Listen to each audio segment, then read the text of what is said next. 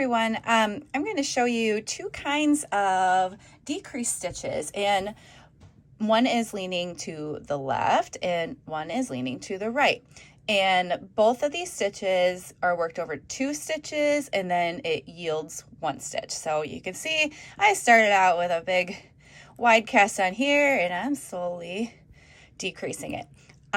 Okay, so first this left leaning stitch is called the slip knit, and that is SSK for short. And then the opposite of the slip knit is the right leaning decrease stitch, that is the knit 2 together, and that's k2tog for short. So slip knit, knit 2 together. And I'll write in the captions below a quick little cheat sheet for which one it leans in which direction. Okay, so let's get to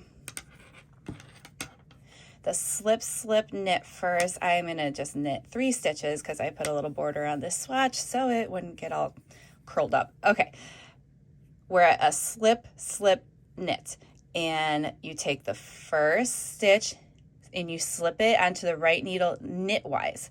So I'm grabbing it from the left and I put it on the right needle. I'm gonna do the same thing with the second stitch. Slip it knitwise. Okay, they're both on the right needle, and when we slip knitwise, that makes them twisted. So we wanted them twisted, and now we're going to put them back on the left needle. Okay, they're twisted and they're ready to be knit together, but for this one, you knit it from the back. So you knit these 2 together through the back. You had 2 stitches, now you just have 1. I'm gonna undo that real quick and show you one more time. Slip knit. Slip knitwise, put them both back on the left needle and knit through the back.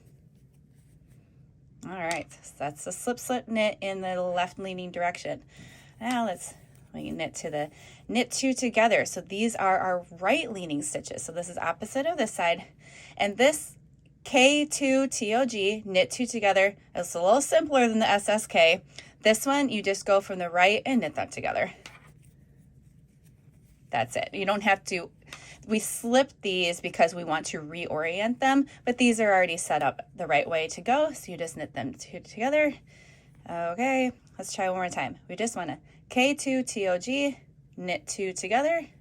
And you go through the front, not the back loop like the other one. Knit 2 together. You have 1 stitch and a nice right. This one's nice and right leaning.